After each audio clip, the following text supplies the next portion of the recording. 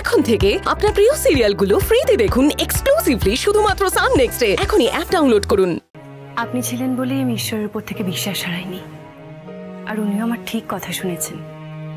একদম ঠিক সময় রক্তের জোগাড় করে দিয়েছেন। আর ডক্টর তো বলেই দিয়েছেন কাল রক্তিমবাবুর ব্যান্ডেজ খোলা হবে, আর উনি পুরোপুরি বিপদমুক্ত। এইভাবে সব বিপদ থেকে তুমি মুক্তি পাবে মা। ভালো থেকো মা, স্বামী সংসার নিয়ে খুব ভালো থেকো। ও একটা কথা বলবো মা? হ্যাঁ বলুন না, কি কথা? একটা কথা মাথায় রেখো, তোমাকে এখন খুব সজাগ থাকতে হবে মা। ক্ষমা, দিনের আলোকে অন্ধকার যেন গ্রাস করতে না পারে। সাবধানে থেকো।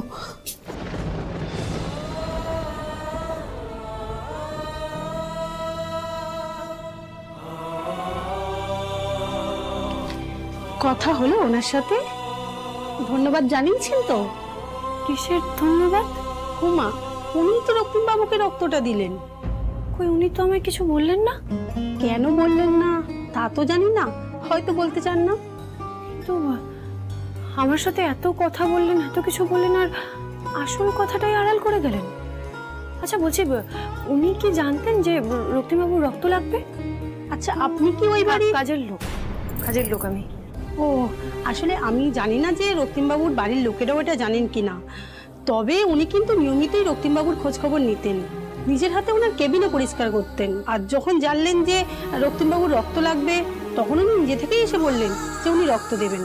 আর খুব অদ্ভুতভাবেই ওনার সাথে রক্তিমবাবুর ব্লাড গ্রুপও ম্যাচ হয়ে গেল। সত্যি সবটাই ঈশ্বরের ইচ্ছা।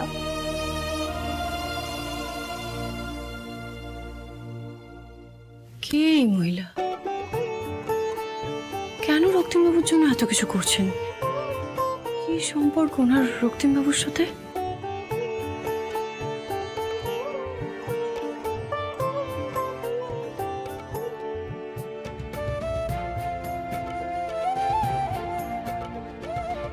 হে কি, কোথায় গেলেন ওই মহিলা? আমি তো ওনার নামটাও জানি না, এবার খোঁজ। বলছি দাদা, বলছি এখানে একজন বয়স্ক ভদ্র মহিলা ছিলেন, ওই মাথায় ঘোমটা দেওয়া, আপনি দেখেছেন ওনাকে? ও মাসিমার কথা বলছেন তো, চিনি ওনাকে। আচ্ছা, উনি কি অনেক দিন ধরে এখানে কাজ করছেন? না না, একজন অসুস্থ, তার জায়গায় উনি কদিন হলো কাজ করতে এসেছেন। আচ্ছা, উনি কবে এসেছেন বলতে পারবেন? ওই বেশি হলে 2-3 দিন। আচ্ছা, ব্যাপারটা কেমন কাকতালীয় না? রক্তিমবাবু 2 দিন আগে হসপিটালাইজড হয়েছেন, ওই মহিলাও 2 দিন আগে জয়েন করেছেন, আবার রক্তিমবাবুকে রক্ত দিয়েছেন, ওনার রোজ খোঁজ নিয়েছেন। আমি কিছু বুঝতে পারছি না কি হচ্ছে এটা। উর্বশী, এদিকে শোনো। সৌমেন দাদা, আমি আতি।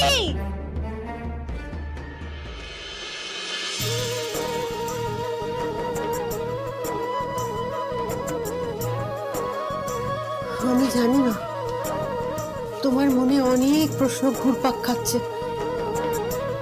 আমায় তুমি ক্ষমা করে দিও না। এখনো যে সময় আসেনি আমার সবার সামনে আসার। আরে কি হলো, তুমি এত টেনশন করছো কেন? ডাক্তারবাবু তো বললেন যে রক্তিম সুস্থ হয়ে যাচ্ছে, 2-1 দিনের মধ্যে বাড়ি ফিরবে, কালকে ওর ব্যান্ডেজ খোলা হবে। আমি জানি তোমার মাথার ভিতরে এখন কি চলছে, তুমি এটাই ভাবছো তো। আসল সত্যিটা কি? এতদিন যখন অপেক্ষা করলে, আর 2-1 দিন অপেক্ষা করো, রক্তিম তো নিজেই বলে দেবে আসল অপরাধীকে। আমি বলি কি ডালি, এখন বরং তুমি এটা নিয়ে ভাবো যে রাত পোয়ালেই আসল অপরাধী ধরা পড়বে। তোমাকে এখন খুব সজাগ থাকতে হবে মা। রাতটা কিন্তু অনেক বড়। দেখো মা, দিনের আলোকে অন্ধকার যেন গ্রাস করতে না পারে। না সৌমেনদা, রক্তিমবাবুর বিপদ এখনো কাটেনি, আর এত সহজে কাটবেও না। মানে সৌমেনদা, যে বা যারা রক্তিমবাবুর ক্ষতি করতে চাইছে, তারা নিশ্চয়ই চাইবে না যে রক্তিমবাবু সুস্থ হয়ে যাক। তারা নিশ্চয়ই আবার রক্তিমবাবুর ক্ষতি করতে চাইবে, সত্যিটা ধামাচাপা দিতে চাইবে। কিন্তু এবার আমাদের রক্তিমবাবুকে বাঁচাতে হবে। আজ রাতে যদি কেউ রক্তিমবাবুর ক্ষতি করার চেষ্টা করে, আমি ঢাল হয়ে রক্তিমবাবুকে রক্ষা করব। আমি বলি কি, আজ রাতে আমাদের এই হাসপাতালে থাকা উচিত। রক্তিমের সিকিউরিটি দরকার, হ্যাঁ, ওকে পাহারা দিতে হবে। কিন্তু সৌমেনদা, প্রবলেমটা হলো এটা যে আমরা কিন্তু এখনো জানি না যে আসল শত্রু কে। মানে এমনটা তো হতেই পারে যে সে দেববর্মন পরিবারের কেউ, বা এমন কেউ যার সাথে দেববর্মন পরিবারের যোগাযোগ আছে। এবার আমরা এখানে থাকছি সেটা জানলে হয়তো সে সতর্ক হয়ে যাবে, তাই কোনো মতে সেটা তাকে জানতে দেওয়া যাবে না। আমাদের যেভাবেই হোক বাড়ি ফিরতে হবে, আর তারপর ঠিক সুযোগ বুঝে সবার চোখের আড়ালে আমাদের এখানে আসতে হবে। বেশ, তাই হবে। যদি আমার ধারণা ঠিক হয় তাহলে আজই প্রমাণ হয়ে যাবে যে আর্যবাবুর সাথে বড় মার আরই জাতি দিয়ে অ্যাক্সিডেন্টের কোনো সম্পর্ক আছে কিনা। রক্তিম সুস্থ হয়ে গেলে কিন্তু আমাদের সাড়ে সর্বনাশ। তুমি চিন্তা করো না মামসি, আজকে রাতের মধ্যে আমি পথের কাঁটা তুলে ফেলার ব্যবস্থা করছি, কিন্তু তার জন্য সবাইকে বাড়ি পাঠাতে হবে।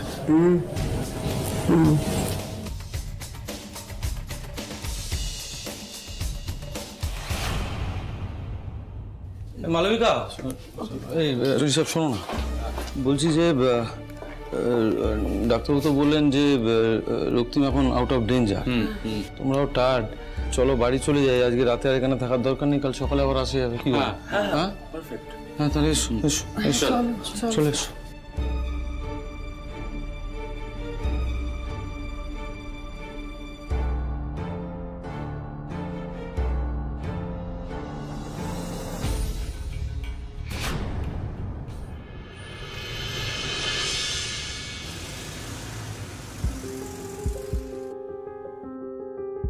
আচ্ছা সৌমেনদা, বলছি আমরা যে এত রাতে এখানে এসেছি, মানে কেউ টের পেয়ে যায়নি তো?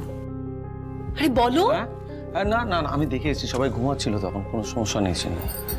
না সৌমেনদা, আমার অনুমান যদি ঠিক হয় তাহলে যে বা যারা রক্তিমবাবুকে প্রাণে মেরে ফেলতে চেয়েছে সে আজ রাতে জেগে আছে, আর আমি নিশ্চিত সেই হসপিটালেও আসবে।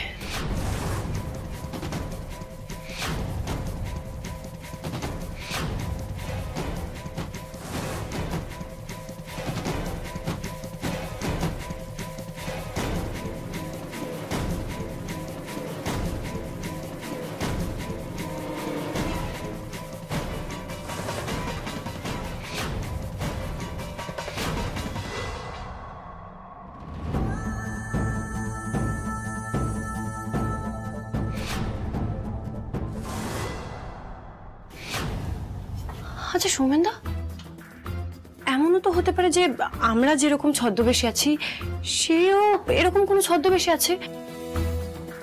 সৌমেনদা, তাই আমাদের চোখ কান সব খোলা রাখতে হবে।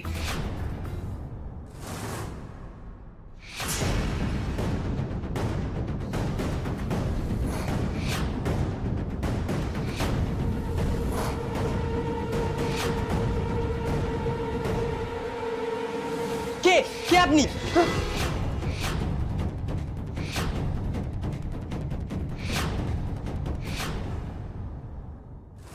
এই সৌমেনদা, কিছুর একটা শব্দ হলো মনে হলো না? হ্যাঁ, শব্দ তো হলো।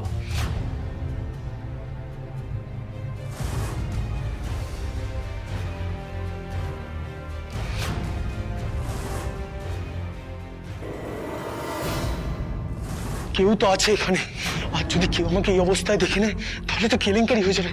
কি করি, কোনো প্রমাণ রাখাই যাবে না। কি করি কি করি?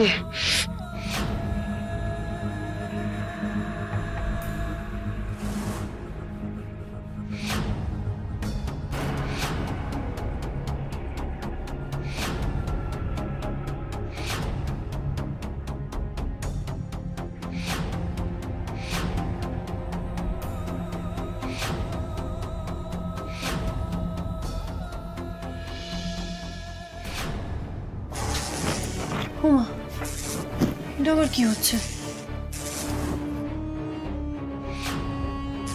সৌমেনদা, সৌমেনদা, ওই দেখো, ওই দেখো।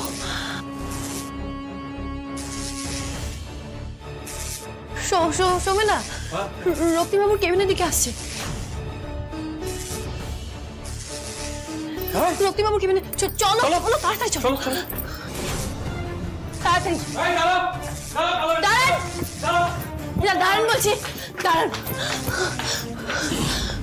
হাসপাতালের স্টাফ আগে দেখেছি।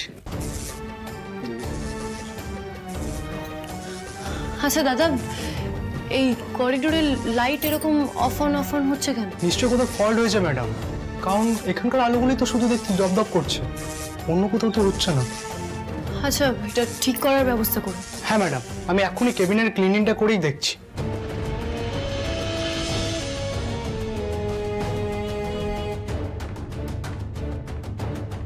এখানে ওয়ার্ড বয় ছাড়া আর কেউ ছিল না।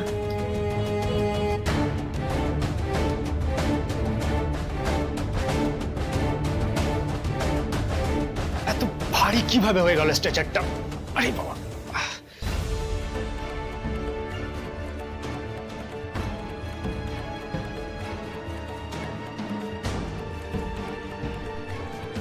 আমার না মনে হচ্ছে রক্তিমবাবুর যে ক্ষতি করতে চাইছে সে আমাদের চোখের সামনেই আছে, শুধু আমরা ধরতে পারছি না। বলছি, রক্তিমের কেউ যদি ক্ষতি করতে চায় তাকে তো রক্তিমের কেবিনে ঢুকতে হবে। রক্তিমের কেবিনে তো নার্স, ওয়ার্ড বয় ছাড়া কেউ ঢুকছে না। রক্তিমের কেবিনে কেউ যদি ঢোকার চেষ্টা নাই করে, কে রক্তিমের ক্ষতি করবে? কাকে ধরবো আমরা? আমার স্পষ্ট মনে আছে আমি কাউকে একটা দেখেছি।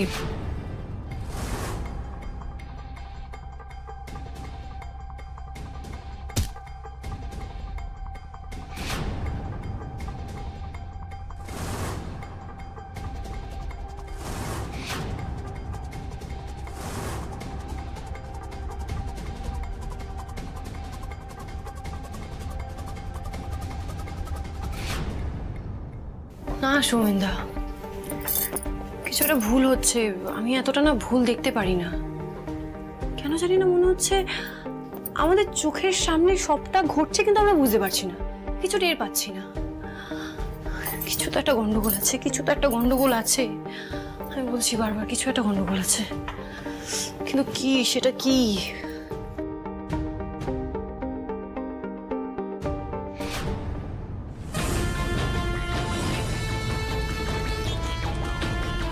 সৌমেনদা, রক্তিমবাবু! রক্তিম কি? রক্তিমবাবু, কে তুমি? এখানে ঢুকলে কি করে? বলকে তুই।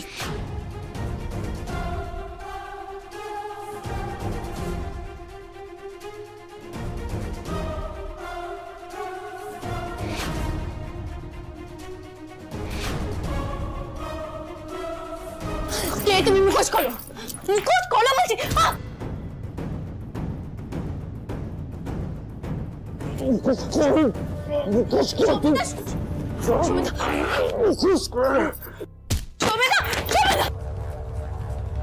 এই দাঁড়াও, দাঁড়াও!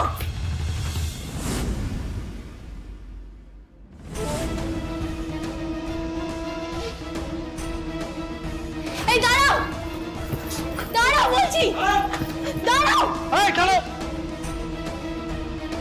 এই দাঁড়াও, দাঁড়াও বলছি, দাঁড়াও, দাঁড়াও! সৌমেনদা, চলো। রোজ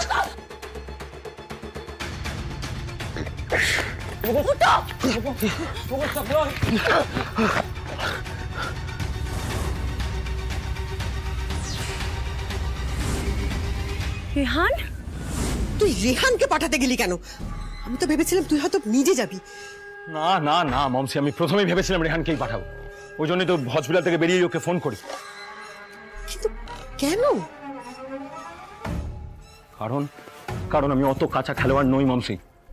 রক্তিম দেববর্মন একমাত্র জানে যে আমি সবকিছুর সাথে জড়িত, তাই আমি কোনোভাবে সামনে যাবই না। তাছাড়া ওই হসপিটালেরও যদি কেউ দেখে ফেলতো, সর্বনাশ হয়ে যেত মমসি। রেহান যদি রক্তিমকে শেষ করতে না পারে তখন? সেটাই তো আমাকে ভাবাচ্ছে মমসি। রক্তিমের যদি একবার জ্ঞান ফিরে যায় তাহলেই আমাদের খেলা শেষ। ওঠো। रক্তিम बाबू का कौती करना चाहते हो? उनको मारना चाहते हो? हाँ? হ্যাঁ চেয়েছি, কিন্তু তোমরা কারা? কে হও ওনার? हम देव बर्मन परिवार का वेल विशर है। ওয়েল বিশার হও কি যেই হও, তোমরা আমার কিচ্ছু করতে পারবে না, কারণ তোমাদের কাছে কোনো প্রমাণ নেই। अयो जी, कौन बोलता है कि हमारे पास कोई प्रमाण नहीं है? प्रमाण तो है जी, और प्रमाण हमारे सामने करो। क्या प्रमाण? चलना, अभी तुमको हम थाने में लेके जाएगा। चल हमारे साथ थाने में, चल। अन्ना, चल, अन्ना, चल।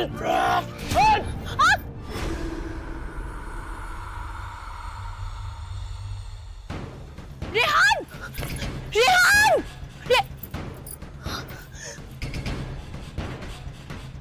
सोमेंदा,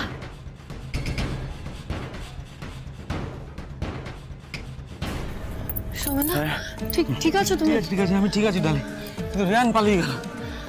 হ্যাঁ, পালিয়ে গেল।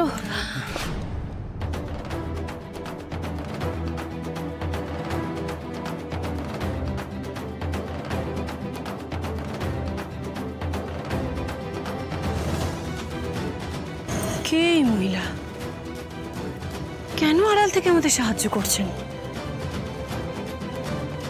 এত কাছ থেকে প্রমাণটা পেয়েও হাতছাড়া হয়ে গেল, প্রমাণটাকে ধরতে পারলাম না ডালি। যাক গে সোমেন্দা, আমরা রক্তিমবাবুকে বাঁচাতে পেরেছি, এটাই বড় কথা। কিন্তু কিন্তু কি? কিন্তু আমি বুঝতে পারছি না, রেহান কেন রক্তিমবাবুকে শেষ করে দিতে চাইবে? হ্যালো, হ্যাঁ কাজ হয়েছে? না, হয়নি। একটা সাউথ ইন্ডিয়ান কাপল পুরো প্ল্যানটা ভেস্তে দিল, দেখে তো স্বামী স্ত্রী মনে হলো। ঠিক আছে, আমি পরে ফোন করছি, তুমি ওখান থেকে বেরিয়ে যাও। সাউথ ইন্ডিয়ান কাপল, তাহলে কি উর্বশী?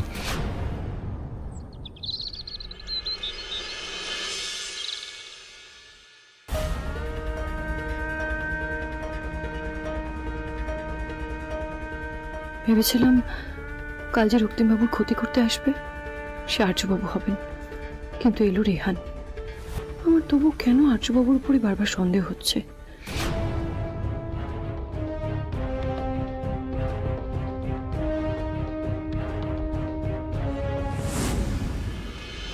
ঠাকুর, ঠাকুর আমার ছেলেকে তুমি রক্ষা করো ঠাকুর। যারা ওর ক্ষতি করতে চায় তাদের সফল হতে দিও না ঠাকুর।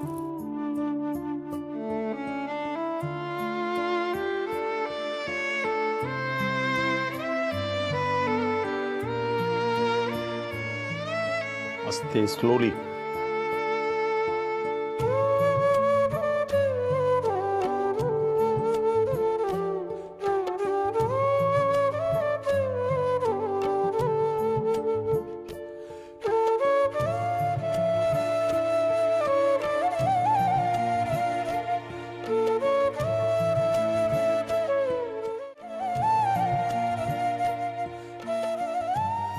আমরা ভাবিনি আপনি বেঁচে উঠবেন।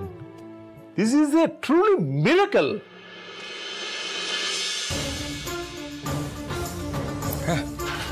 হ্যাঁ স্যার বলুন। এবার আপনারা দেখা করতে পারেন রক্তিমবাবুর সাথে, তবে উনি কথা বলতে পারবেন না, উনি কিন্তু অক্সিজেন মাস্কটা খুলতে পারবেন না। না না, উনি আপনি কোনো চিন্তা করবেন না, আমরা কোনো কথা বলবো না। হ্যাঁ বলছি উর্বশী ভেতরে চলো। বলছি কাজের লোককে ভেতরে নিয়ে যাওয়ার কোনো দরকার আছে কি? সেই জন্যই তো নিয়ে যাচ্ছি মা। মানে কাজের লোক কার বাড়িতে কাজ করে সেটাই জানে না, জানবে দু একদিন পরে বাড়িতে গিয়ে জানবে। এখনই দেখা করে নিই। এসো ভেতরে এসো, চলে এসো, চলে এসো, চলে এসো, চলো ভেতরে চলো সব।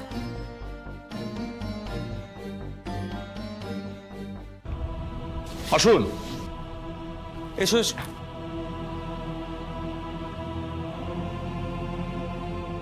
দেখি একটু, দেখি।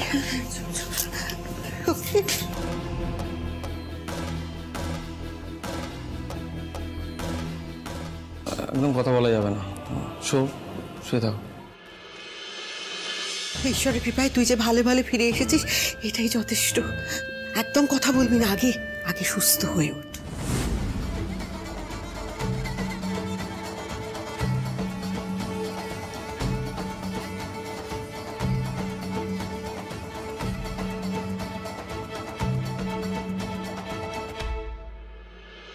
ঠাকুর আমার ছেলেকে তুমি সুস্থ রেখো, ওকে তুমি নিরাপদে রেখো। দেখো আমার ছেলে আর ডালির কেউ ক্ষতি না করতে পারে।